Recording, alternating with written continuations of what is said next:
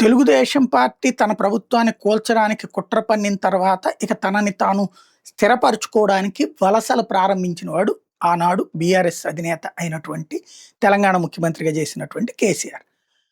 ఆనాడు చాలామంది జాయిన్ అయ్యారు. వాళ్ళెవరూ ఆ తర్వాతన విభేదించింది లేదు. తర్వాత కాలంలో 2019లో 18లో జరిగినటువంటి ముందస్తు ఎన్నికల సందర్భంగా ప్రజలు ఈ ప్రాబ్లం రానియకుండా ఆయనకు 2/3 మెజారిటీ ఇచ్చారు. కానీ ఈ ఆహ్, అభద్రతాభావం మాత్రం పోలేదు. అందుకనే కాంగ్రెస్ వాళ్ళని చీల్చాడు. 7గురిని మిగిల్చి 13 మందిని పట్టుకున్నాడు. అట్లాగే తెలుగుదేశంలో వాళ్ళందరిని చేర్చేసుకున్నాడు. ఇటు పక్కన కమ్యూనిస్టులను కూడా చేర్చేసుకున్నారు. అది ఆయన చేసిన తప్పు. మొదటిసారి చేసింది రైట్. రెండోసారి చేసింది తప్పు. మొదటిసారి ఆయన దెబ్బ కొట్టడానికి కుట్ర పన్నారు కాబట్టి కాపాడుకోవడంలో తప్పులేదు. రెండోసారి ప్రజలే ఆయన నమ్మినా కూడా వాళ్ళందరినీ తీసుకోవడం తప్పు.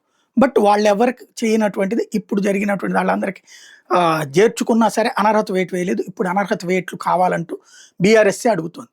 సరే తీరా చూస్తే 10 మంది ఎమ్మెల్యేలని రేవంత్ రెడ్డి దాన్ని విమర్శించి ఆనాడు విమర్శించినటువంటి రేవంత్ రెడ్డి తను సేమ్ పాటించాడు. 10 మందిని తీసుకొచ్చుకుని కాంగ్రెస్లో చేర్చుకున్నాడు. అయితే మిగతా వాళ్ళు 39 మందిలో 10 మంది పోని మిగతా 29 మందిని పోనీయకుండా జాగ్రత్త పడింది బీఆర్ఎస్. అయితే ఇప్పుడు సమస్య ఎక్కడొచ్చింది అక్కడ బీఆర్ఎస్కి అంటే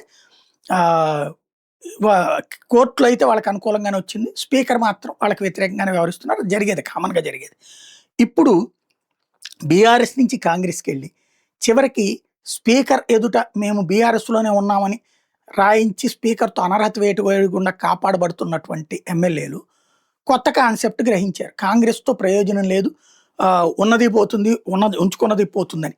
దాంతోపాటు ఇప్పుడు ఎలక్షన్ దగ్గరకు వస్తున్నాయి స్థానిక ఎన్నికల్లో. లోకల్గా ఉన్నట్టు కాంగ్రెస్ నాయకులు ఈ తెలుగుదేశం ఇదే బీఆర్ఎస్ నుంచి వచ్చిన కాంగ్రెస్ వాళ్ళని కాంగ్రెస్లో చేరిన వాళ్ళని నమ్మట్లేదు. దాంతో ఎమ్మెల్యే మహీపాల్ రెడ్డి సంచలన వ్యాఖ్యలు చేశారు. కాంగ్రెస్లో చేరి తప్పు చేశా, మీరందరూ ప్రజలందరూ కూడా బీఆర్ఎస్కి ఓటు వేయండి అని పిలిపివ్వడం ద్వారా ఒక రివర్స్ రాజకీయం స్టార్ట్ చేశారు.